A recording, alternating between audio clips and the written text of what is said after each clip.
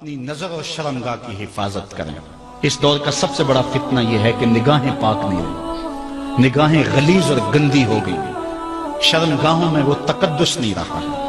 حضور علیہ السلام نے ارشاد فرمایا، من زنا زنیا بہی ولو بہی تانے دارے ہی، جس شخص نے زنا کیا یہ عمل اس کے گھر بھی لوٹے گا اگرچہ اونچی اونچی دیواریں کیوں نہیں کر دیتے۔ یہ مقافات عمل ہے۔ گندم از گندم بروئت جو ز جو، از مقافات عمل غافل میں شو۔ گندم بو گے تو گندم کاٹو گے، جو بو گے تو جو کاٹو گے۔ نظر کو تقدس دو، نظر کو پاکیزگی دو۔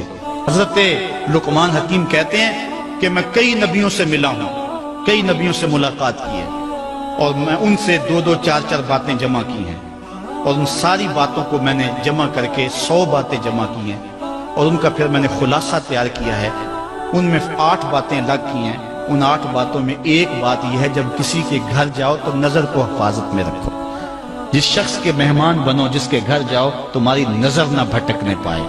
نظر اگر غیر محرم کو شہوت سے دیکھتی ہے، حدیث میں آتا ہے کل قیامت کے دن جہنم کی آگ سے بھر دی جائے، وہ سخت رسوا ہوگا۔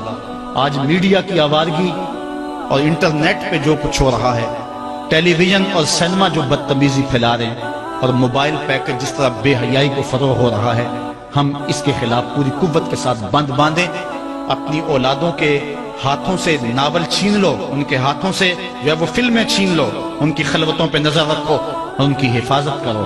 جس شخص کی نظر پاک نہیں ہے، اس کے من میں طہارت نہیں آ سکتی ہے۔ دل پاک نہیں ہے، اس کو جو ہے وہ باطن کا نور نصیب نہیں ہو سکتا۔ وائے قوم کشتہ تدبیر غیر، کار او تخریب خود تعمیر غیر، از حیا بیگانہ پیرانے کہن، نوجوانہ چوں زنا مشغول تن۔ کتنی حکمت والی بات کہی اقبال نے۔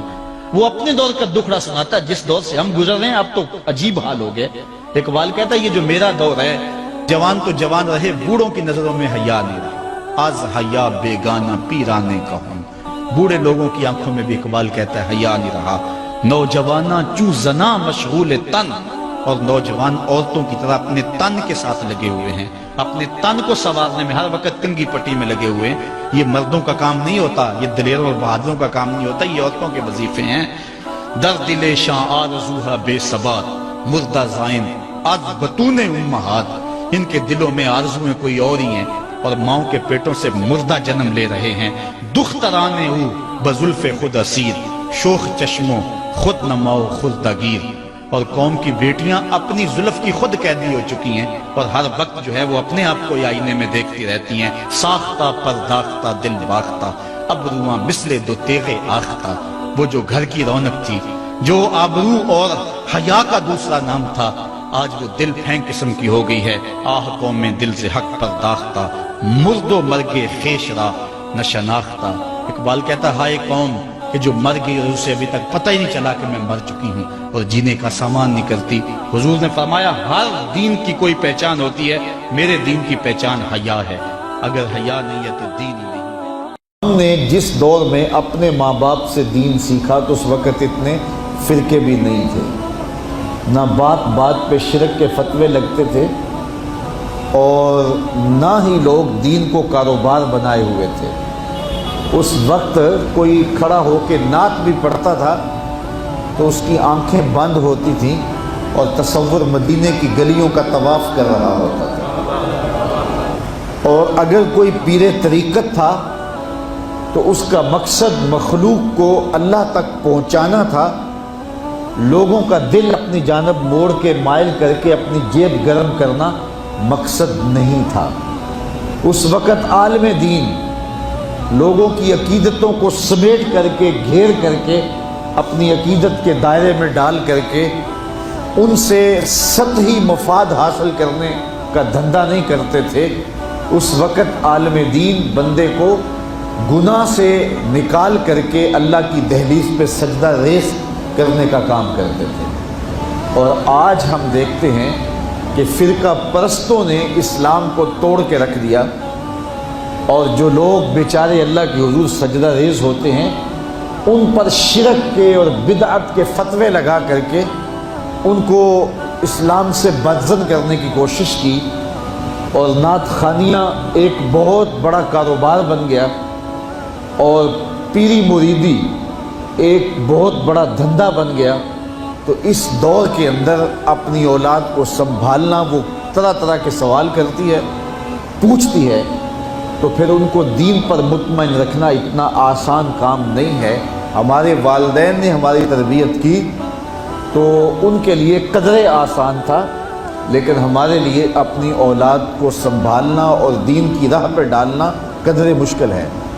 لیکن ہمارے والدین نے جو آسان کام کیا تھا اس کے لیے بھی بڑی محنت کی تھی، اور ہم اپنی اولاد کے لیے کیا اتنی محنت کر رہے ہیں جتنی محنت ہمارے والدین نے ہمارے اوپر کی تھی۔